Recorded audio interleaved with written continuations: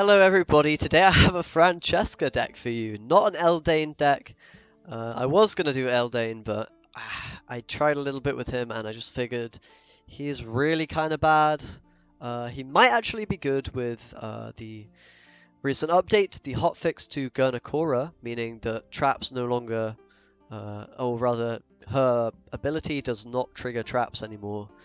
So it's a little bit of a buff to him.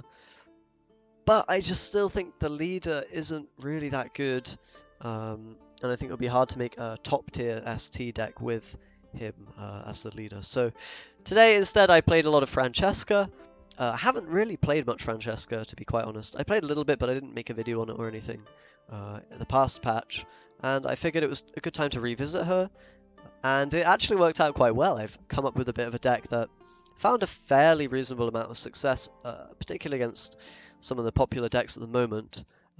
You are running tools to deal with stuff like Woodland, Gurnakora, and you have a lot of long round potential as well with Lacerate in conjunction with Francesca, which we'll get into. But yeah, this was my attempt at a Scoia'tael deck that I'd probably play this patch if I were playing Scoia'tael. There's obviously other things you could play, and this might not be the best, but I think it's a playable Francesca deck. Yeah, let's get into it, shall we? So, Blue Dream and Lacerate are the two spells which synergize with the leader here. Blue Dream is insanely good against monsters because you can of course take away their big unit, their Spear Tip, their Coldwell, whatever, from their graveyard. You can steal it, and if you have first play in round 3, you can actually take 2 of their big units, Blue Dream and then Francesca Blue Dream.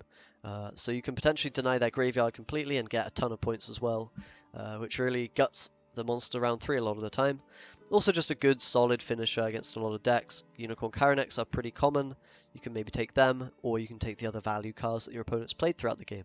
So that's very nice. And Lacerate is the other option. We also have Nivellen to combo with that, as well as Dragoons to a lesser degree. And the idea with this, of course, is you wait until the end of a round, preferably round 3, and you can Nivellen or Dragoon their guys into the same row and then Lacerate them once or even twice with Francesca. And that can be an even more powerful finisher than with Blue Dream in those slightly longer rounds with a fair amount of units played. Dealing 4 damage to everything is kind of like an even better Dragon's Dream, so you can imagine why that's quite powerful in those long rounds. As for the rest of the deck and the core, we're running Elf Package, as you often do in Scoia'tael. As you see here, Neophytes, Dragoons, Vanguards, Bowmen, 1 Swordmaster, 1 Officer, for provision reasons. And there's a few other elves here, Melaine, Ida, Eldain of course, wanting her to pop out the deck with all these elves. We do have Ciaran for a lock as well. So just pretty much running all the value elves and getting some nice points from the elf package and a little bit of thinning as well.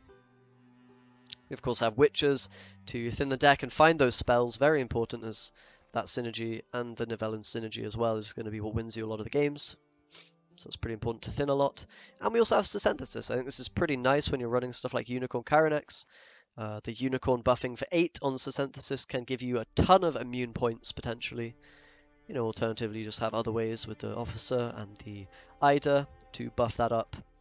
And give you a really nice chunky immune body that can hopefully win you games where your opponent's relying on removal. Such as with maybe a Crack or a Herald or whatever. So that can be very, very powerful. And yeah, pretty much the idea is maybe round 3, get that big Synthesis and Lacerate everything they have. Or just win on value with Blue Dreams or Lacerate or whatever you need to do. The deck just does pretty well, I think, in that round 3 particularly. Now, it can be a little bit vulnerable to being bled, of course. If they bleed this combo and weaken your Lacerate, it can be quite nasty. So winning round 1 is of course always ideal if you can. Of course you don't want to use your leader ability to do that, but any other way that you can do that is ideal. And apart from that, just use that double Lacerate, use that double Blue Dream to win against a lot of the common decks at the moment. Been having a lot of fun with it and it's been succeeding reasonably well. We'll see if we can win a game or 2 now. Okay, Mr. Woodland Spirit going to be the opponent. Will be a good test of the deck. So we want to get rid of Eldain, of course, one of the bricks. Definitely worth doing, and maybe a Dragoon. We don't really need these. They're kind of filler cards more than anything. I think we can mulligan the second one. They're useful in some matchups. If your opponent's playing row locked units, Maybe against Northern Realms or whatever. Against monsters, not really important. We have double Vanguard, which is quite nice. We'll start with that, of course. They're not going to be too big here, though, because we're running a lot of, you know, non-elf stuff in the hand at the moment. Is what it is. Going to be a werewolf from the opponent. We can go with another elf. We want to basically play our witches and our elves this round, thin everything out, and really go for that combo in round 3 of Lacerate Novellin or double dragons, double blue dream, not dragon's dream. That was yesterday's video. But okay, Kiaran, we can definitely lock the Arc Spore. Locking those is like really good, right? Because you deny both the Death Wish potentially and the Thrive. Effectively turn it into only a 3-point card, which is pretty nice. We could definitely think about Kyronexing this, but I think I'd rather just shoot it with the Archer and threaten to kill it that way, or just play Witches and the Neophytes and pass, and not actually worry about the little bit of Thrive he's going to get. If we can tempo hard enough, we might be able to, you know, get too many points for him to overcome. It's kind of unlikely, but if we can get some nice big unit from him, then we can also potentially punish him for playing round 2 if he doesn't go with a ghoul immediately. I don't think we're usually going to be able to win round 1 against him, so probably taking an early-ish pass is going to be a good idea. We'll see. Against the Thrive unit, it's pretty hard to survive the long round, because we don't have any engines of our own in this deck. We're focused on killing the opponent's engines. It's going to be a Drowner, which we can actually remove. And I think we'll use this Archer to do it, so it's a bit more points than the Bowman. We can maybe even play Bowman as well to hit the back row. I don't mind that at all. As long as we don't fall too far behind. As long as we're like in range of dying to Spear Tip, then we probably don't really want to be playing any more cards. But right now, 18 ahead is pretty significant. We will lose to a Spear Tip play here, so I'm going to play the Bowman. I think he probably does have Spear Tip in hand. If we can force that out of him along with something else, it would be good. If not, then we'll probably be just fine, I think. If we're able to win this round, we'll be looking really nice. We can of course do Blue Dream shenanigans in round 3 and maybe even double lacerate him. But it looks like he's going to try to win the round. I guess he does have that Spear Tip, he's ready to play it. I don't think I'm that scared. I think I let him do it because then we've got first say in round 3. If he goes for a dry pass, we can steal all his stuff. If he doesn't go for a dry pass, he'll be forced to play a ghoul. We can then take the other Spear Tip. And there's an off chance he didn't calculate the points and didn't have Spear Tip, but no, he does have it. Not too bad for us though, I think.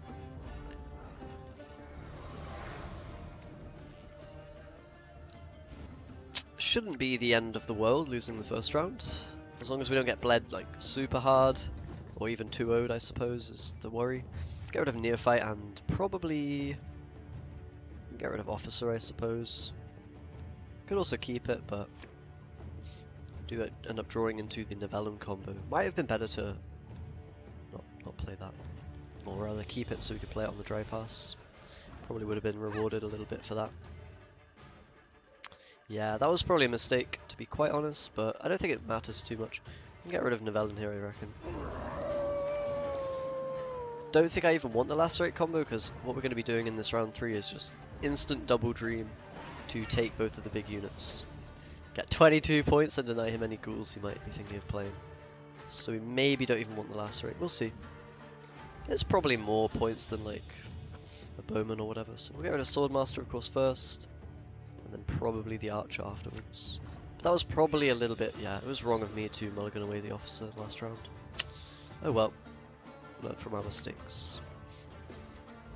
So we'll take both of his large units, of course. This is just so devastating against monsters, kind of why this deck is able to succeed in the current meta. Able to really deal with those big units. Look at that, 22 points ahead. Finishers of Ghouls and Ozrel are gone, hopefully. And probably only one more big dude, maybe 2 I guess, yeah, with Coldwell. Alright, let's start chipping him down. We're going to take that guy, I think. If possible. We've got Officer and Ida and Milane and Chironex and even Lacerate, all which can do damage. Hopefully swap Caldwell over to our side. So I don't imagine he'll be holding on to that for very long. Maybe he will. Go with Chironex now. He's going to be coming over, boys. Going to be stealing him, I think. So we could probably just boost our own guy now, because if we damage Caldwell more, we're going to get less points, right?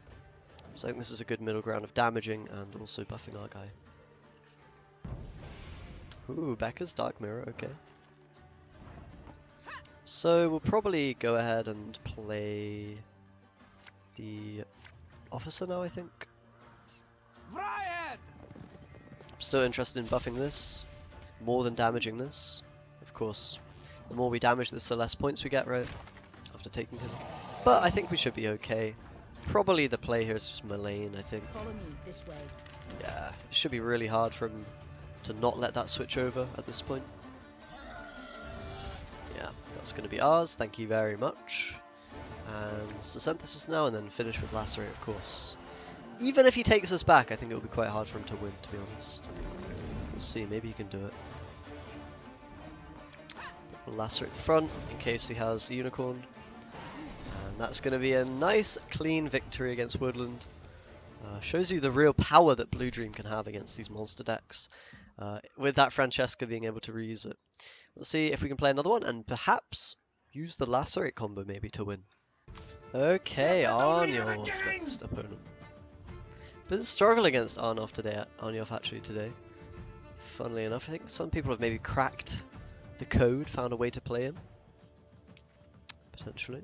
And we'll get rid of Dragoon as well here. Again, not really too valuable in this matchup. Very good against Northern Realms with a lot of, you know, particularly me, with a lot of, or Demoband or whatever, if people are playing that. A lot of row-locked units that you can mess with, but... And against Squirtle to some degree as well. Sort of like Swordmaster is row-locked, right? And maybe they want to move your Swordmaster, so Dragoon can be good there. Here though, gonna be again leading off with the Vanguard. Into Witches, as we always do. And the aim will be to get into that round 3 with Novell and Lacerate. If we can manage that, particularly with Last Say, then we'll have a really good chance of winning, I think. Finish will be very strong in this matchup, compared to Blue Dream, which, you know, is particularly good against monsters and not so good against other things, but we'll still maybe use it in a short round if we need to. But okay, next we're probably leading off with that Swordmaster, trying to get some value from that engine, if possible. And they discarded Pirate Captain, nothing too crazy. Let us sing the song of steel. Go for that. And of course trying to get Eldain out, doing the thinning. Round 1's often going to play out pretty similarly each time. We could actually kill this longship, I kind of like that idea. I think if we're able to push this round, that'll be really great. I'd rather not lose round 1 against Arnulf. He can really hurt you if you don't have Last Say and whatnot in round 3. And if he's potentially bleeding. Ooh, that placement is going to really hurt him, unfortunately. We can go Bowman, get the free kill, and then shoot. Should we want to, which we probably do. Maybe shouldn't have hit that. Telegraph's no Geralt. But oh well. Don't really want to give Flaminica any value that we don't need to. Okay, Witcher time, I believe. A bit of respect. You're not want to thin those out. Doesn't get us ahead. He could take up the pass here. We'd be on even amount of points, but he's going to keep playing by the looks of things. Unfortunately, we can't quite kill this guy. I'm still going to play Bowman though, although first we should definitely shoot. I'm going to be able to take it with something like Officer or whatever, if he passes, but he probably won't. Otherwise we're going to be able to kill this next turn as well. So we are losing 4 points here. That's kind of a scary amount to be losing. But I think we're okay to keep going. Just might have to play, you know, another card here if he passes. In fact, we will have to. We're losing 6 points, right, I think. Which is quite a lot. But we can get 9 with Neophyte and pulling Eldain out, so it's not too bad. And then that's going to be nicely allowing us to have the Nivellen finisher. Already dealt with 2 greatswords, so Dagger, I guess, is the only real other potential finisher he can have. Not the most scary card ever, and Ogfist is pretty powerful. Probably going to win him the round here. And honestly, if he took a pass here, it wouldn't be bad either for him.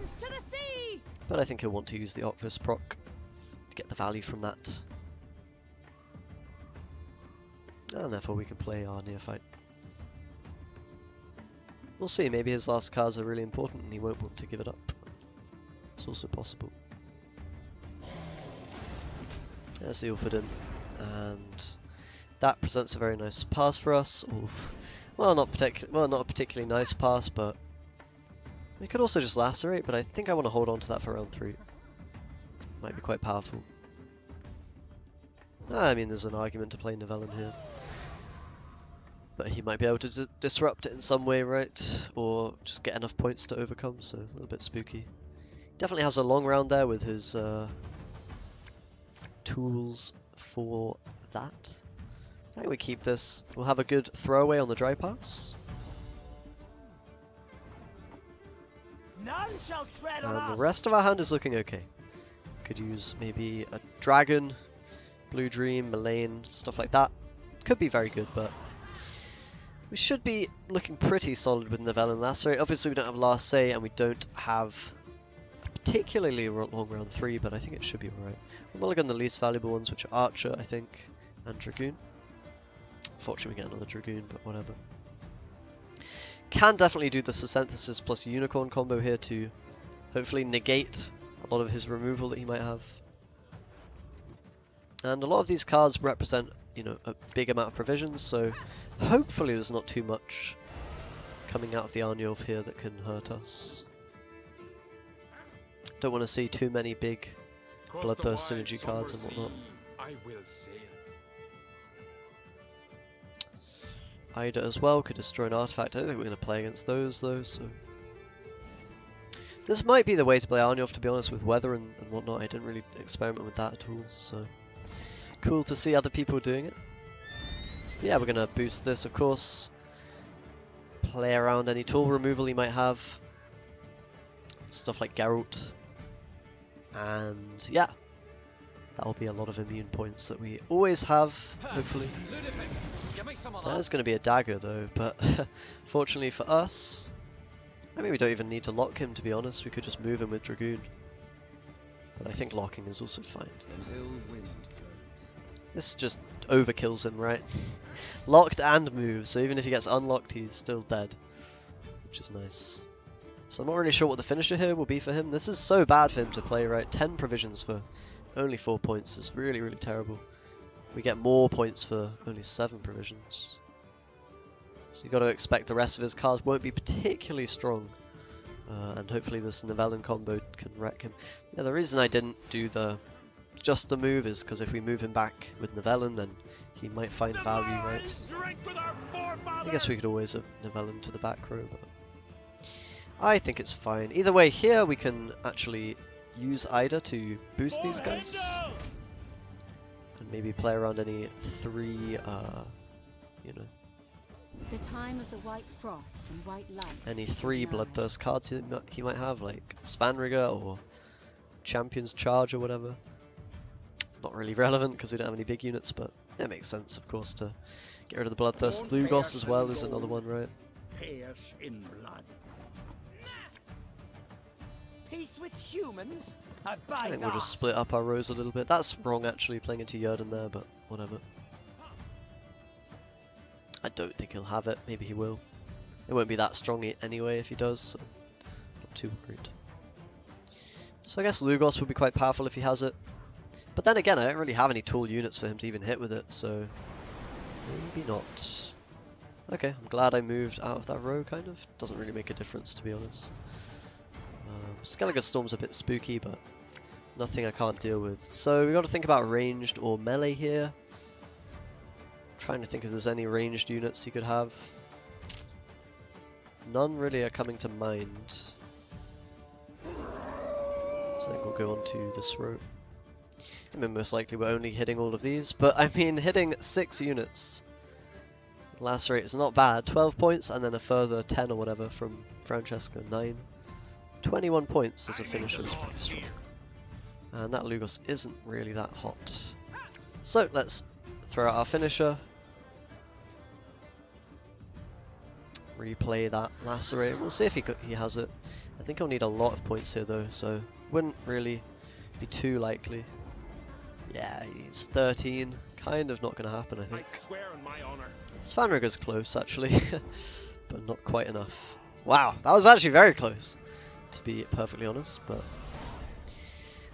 able to beat the long round of the Arnulf there, very nice. I mean, it wasn't even that long of a round, to be honest. Either way, hopefully that showcases the power of both the Blue Dream Francesca finisher and the Lacerate Nivellen finisher that this deck does pack. I think especially if your opponent doesn't expect these kind of combos, you can really, really wreck them, kind of, you know, as seen in these games, right? Anyway, that was what I did today. That was the deck I came up with. If you enjoyed, please do feel free to subscribe for more videos. Thanks a lot for watching, guys, and I'll see you next time.